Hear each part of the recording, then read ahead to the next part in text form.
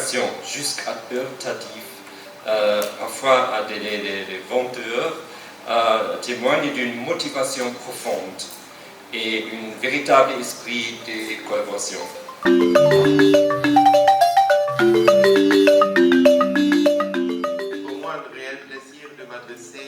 À vous aujourd'hui au nom de l'ambassade d'Allemagne. La biodiversité, pilier essentiel de la planète, soutient les écosystèmes, la sécurité alimentaire, la santé et la résilience climatique. La Côte d'Ivoire, de par ses forêts et ses savanes, joue un rôle clé dans la préservation de la biodiversité et du développement durable.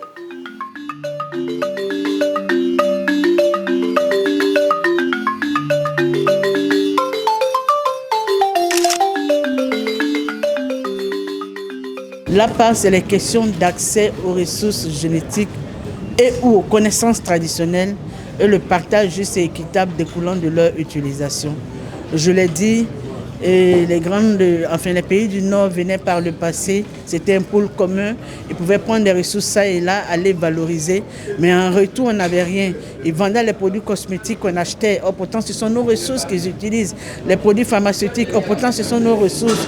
Et donc, de 2004 à 2006, un instrument a été négocié et le 29 octobre 2010, le protocole de Nagoya a été adopté de sorte que, avant de venir prendre une ressource ou une connaissance, il faudrait que le pays où il y a le fournisseur ou le détenteur de la ressource ou de la connaissance puisse donner son consentement préalable. Les perspectives, nous allons continuer la mise en œuvre, prier pour que le décret soit rapidement adopté et puis on va passer à l'échelle par rapport à la valorisation de nos ressources, développer les partenariats et puis voir comment est-ce qu'on peut permettre à la Côte d'Ivoire de se hisser au premier rang de mise en œuvre du protocole de Nagoya.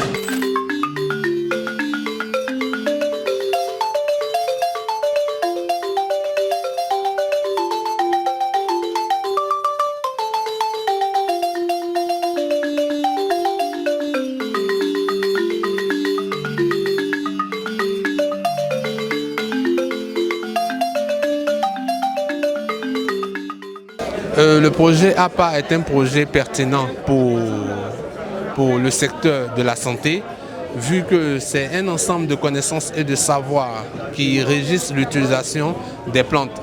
Et donc, à travers le projet APA, ici, aujourd'hui, il ne s'agit pas de donner sa connaissance et sans rien avoir en retour.